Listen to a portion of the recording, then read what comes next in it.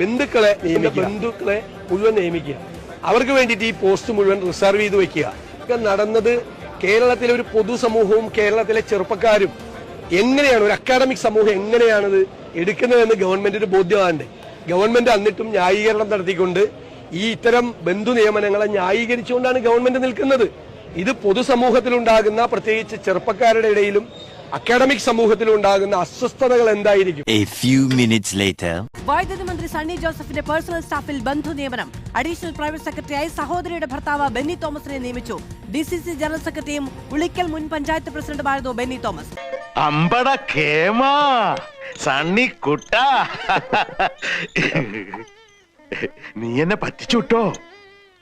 എന്താ കഥ? ഈ ഘട്ടം വരെയും ഒരു വിശദീകരണമോ അല്ലെങ്കിൽ ഇതുമായി ബന്ധപ്പെട്ടുകൊണ്ട് ഒരു പ്രതികരണത്തിനോ കോൺഗ്രസ് നേതാക്കൾ ആരും തന്നെ മുതിർന്നിട്ടില്ല. പക്ഷേ പേഴ്സണൽ സ്റ്റാഫിൽ സണ്ണി ജോസഫിന്റെ ബന്ധു നിയമനമാണ് ഇപ്പോൾ നടന്നിരിക്കുന്നത് എന്നുള്ള വിമർശനം ഇപ്പോൾ പല മേഖലയിൽ നിന്നും ഉയരുകയാണ്.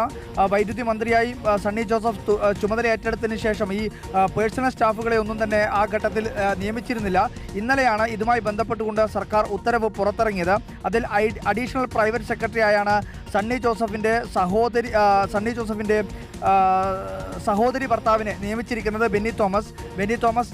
DCC സെക്രട്ടറിയും മുൻ പഞ്ചായത്ത് പ്രസിഡന്റുമാണ്.